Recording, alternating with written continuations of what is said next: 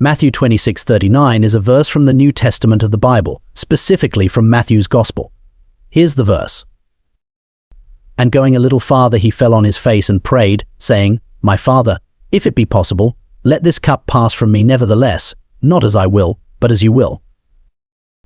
This verse is part of the narrative of Jesus' prayer in the Garden of Gethsemane, a significant event in Christian theology.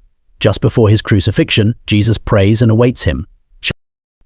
In this particular verse, Jesus addresses God the Father, expressing his profound anguish. He asks if there is any way to avoid the suffering this cup.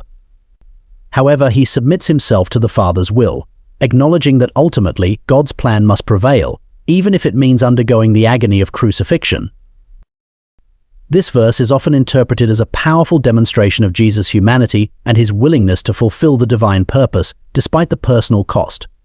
Christian belief underscores Jesus' obedience to God and his acceptance of the sacrificial role he is to play in humanity's salvation.